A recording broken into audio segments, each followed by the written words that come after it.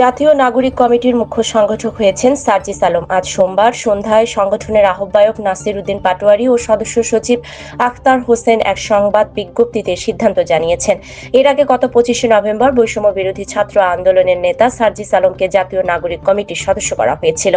জাতীয় নাগরিক কমিটির সংবাদ বিজ্ঞপ্তিতে বলা হয়েছে, ফ্যাসিবাদী ব্যবস্থার বিলোপ ও নতুন রাজনৈতিক বন্দোবস্ত বাস্তবায়নের কার্যক্রমকে সম্প্রসারিত করার লক্ষ্যে জাতীয় নাগরিক কমিটির কেন্দ্রীয় সদস্য সার্জিস আলমকে মুখ্য সংগঠক পদে মনোনীত করা হলো। ছাত্র জনতার অভ্যুত্থানে গত 5ই আগস্ট আওয়ামী লীগ সরকারের পতন হয়। সেই অভ্যুত্থানের নেতৃত্ব দেয় বৈষম্য বিরোধী ছাত্র আন্দোলন।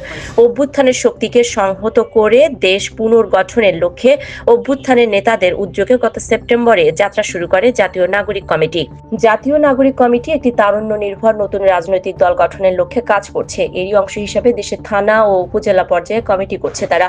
এখন পর্যন্ত দেশে 44টি থানা ও উপজেলায় প্রতিনিধি কমিটি করেছে জাতীয় নাগরিক কমিটি। এর মধ্যে ঢাকার থানা 19টি, বাকি 25টি থানা উপজেলা ঢাকার বাইরের। প্রতিনিধি কমিটিগুলো আগামী 60 দিনের মধ্যে আহ্বায়ক কমিটিতে রূপান্তরিত হওয়ার কথা রয়েছে। চলতি ডিসেম্বরের মধ্যে দেশের সব থানায় কমিটি গঠনের ঘোষণা দিয়েছে তারা। প্রাথমিকভাবে নাসির উদ্দিন পাটোয়ারিকে আহ্বায়ক, আখতার হোসেনকে সদস্য সচিব ও সামান্তা শারমিনকে মুখপাত্র করে 8ই সেপ্টেম্বর 55 সদস্যের কমিটি করেছিল জাতীয় নাগরিক কমিটি। ওই কমিটিতে মুখ্য সংগঠক নামে কোনো পদ ছিল না। নাসির উদ্দিন, আখতার ও সামান্তা ছাড়া অন্যরা ছিলেন সদস্য। পরে 2 দফায় আরো 52 জনকে সদস্য হিসেবে কমিটিতে যুক্ত করা হয়।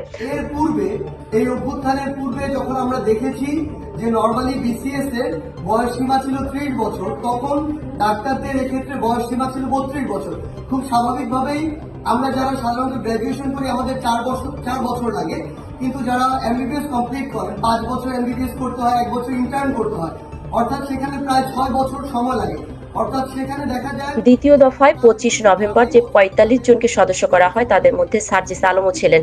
সার্জিস একই সঙ্গে জুলাই শহীদ স্মৃতি ফাউন্ডেশনের সাধারণ সম্পাদকের দায়িত্ব পালন করছেন।